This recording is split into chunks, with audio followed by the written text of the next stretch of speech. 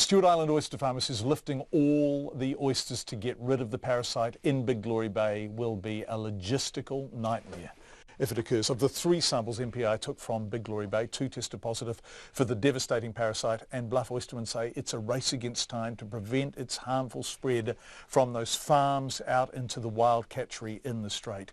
Oyster farmer Jim Barrett says MPI should have done more testing. I asked him if his oysters have the parasite. No, we haven't been finding out very much at all from MPI. Given that there are 2 farms in Big Glory Bay with the parasite, and one is the Sanford's farm and you're their neighbour, right? Should you have been told more by now? It's difficult, that one, because before MPI goes sort of rushing into print, if you like, they need to have a much better idea of what's going on than they do have at the moment. They're obviously under-resourced, but they need to do a lot more testing.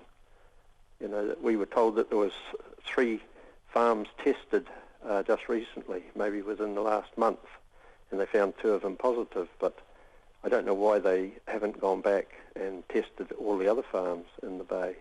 Jim, can you just clarify this for me? So there are more than 3 oyster farms in Big Glory Bay? There's more than 3 farms that have oysters on, yeah. Yeah, and 3 have been tested? That was what we were told. So, yes. So some of the farms in Big Glory Bay haven't even been tested yet? Possibly they'd been tested last year. I can't remember when the last lot of testing was done, but I think it came back from one of the meetings in Bluff or in Invercargill the other day that they had only tested 3 sites about a month ago, and 2 of those sites tested positive. Okay, so 2 of the sites that were tested positive, but there may be other positives that we don't yet know about, is what you're saying, right? That's right.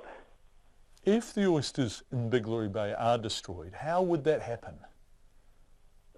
It would be an enormous logistical nightmare, partly because you'd have to harvest everything, probably take all the fouling with it, make sure that everything was in sealed containers, and get it across to the mainland to dispose of it to landfill or something. Or maybe some bright spark would start making fertiliser out of it. But the problem's magnified here because some of the marine farmers are mussel farmers, but they grow oysters amongst their mussel crop. So conceivably you'd have to remove thousands of tonnes of mussels as well to get all the oysters. What are the oysters on when they're farmed? They're on various things, aren't they? Some of them Yeah, some are on trays, some are on baskets, some are farmed on mussel rope with mussels.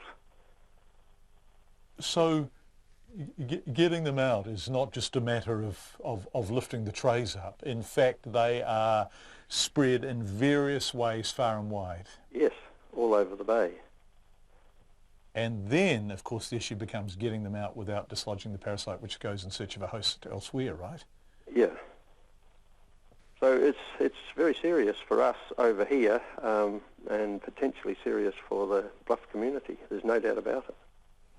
Absolutely no doubt about it. It's a multi-million-dollar industry. The population of Bluff, by the way, is less than 2,000.